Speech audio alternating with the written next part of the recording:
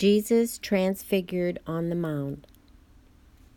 And he said to them, Assuredly I say to you, that there are some standing here who will not taste death till they see the kingdom of God present with power. Now after 6 days, Jesus took Peter, James, and John and led them up on a high mountain apart by themselves, and he was transfigured before them. His clothes became shining, exceedingly white, like snow, such as no launderer on earth can whiten them. And Elijah appeared to them with Moses, and they were talking with Jesus. Then Peter answered and said to Jesus, Rabbi, it is good for us to be here, and let us make 3 tabernacles, one for you, one for Moses, and one for Elijah. Because he did not know what to say, for they were greatly afraid. And a cloud came and overshadowed them, and a voice came out of the cloud, saying, This is my beloved Son, hear him. Suddenly, when they had looked around, they saw no one any more, but only Jesus with themselves.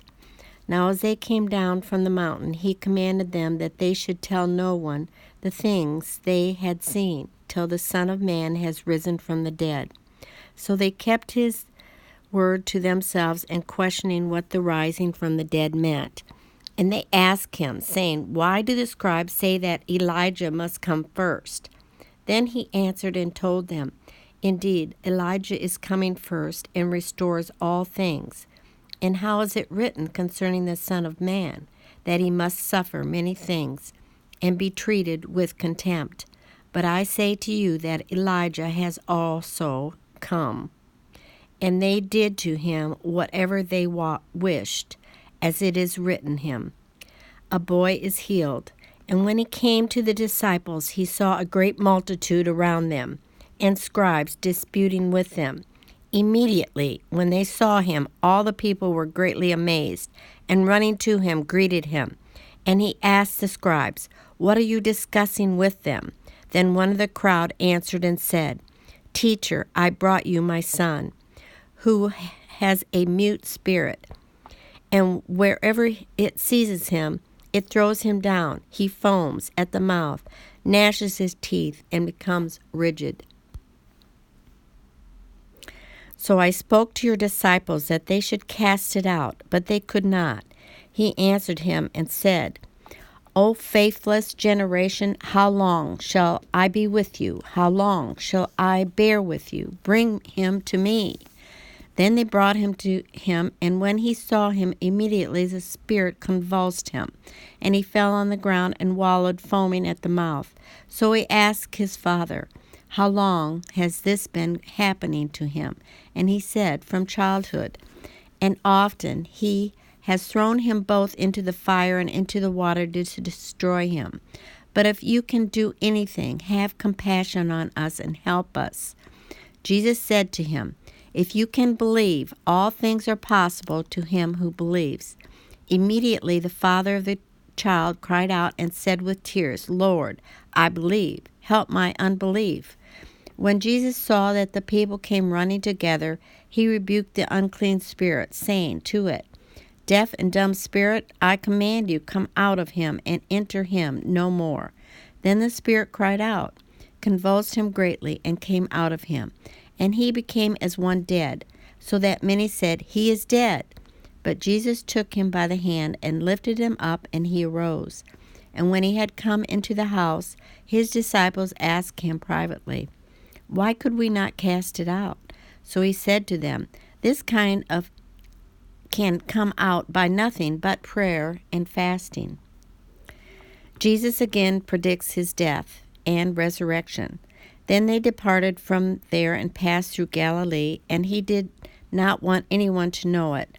For he taught his disciples and said to them, The Son of Man is being betrayed into the hands of men, and they will kill him. And after he is killed, he will rise the 3rd day. But they did not understand this, saying, and were afraid to ask him, Who is the greatest? Then he came to Capernaum, and when he was in the house, he asked them, What was it you disputed among yourselves on the road? But they kept silent, for on the road they had disputed among themselves who would be the greatest. And he sat down, called the 12, and said to them, If anyone desires to be first, he shall be last of all and servant of all. Then he took a little child and set him in the midst of them. And when he had taken him in his arms, he said to them, Whoever receives one of these little children in my name receives me, and whoever receives me receives not me, but him who sent me. Jesus forbids sectarianism.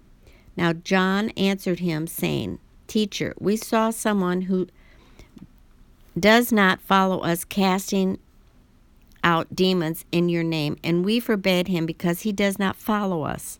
But Jesus said, Do not forbid him, for no one who works a miracle in my name can soon afterwards speak evil of me. For he who is not against us is on our side.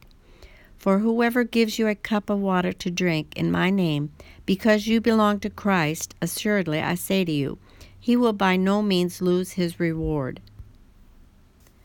Jesus warns of offenses.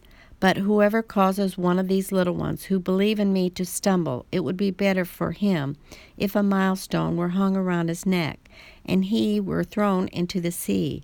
If your hand causes you to sin, cut it off. It is better for you to enter into life maimed, rather than having two hands to go to hell, into the fire that shall never be quenched, where their worm does not die and the fire is not quenched. And if your foot causes you to sin, cut it off. It is better for you to enter life lame, rather than having 2 feet to be cast into hell, into the fire that shall never be quenched, where their worm does not die and the fire is not quenched. And if your eye causes you to sin, pluck it out. It is better for you to enter the kingdom of God with one eye, rather than having 2 eyes to be cast into hell fire, where their worm does not die and the fire is not quenched. Tasteless salt is worthless, for everyone will be seasoned with fire, and every sacrifice will be seasoned with salt. Salt is good, but if the salt loses its flavor, how will you season it? Have salt in yourselves, and have peace with one another.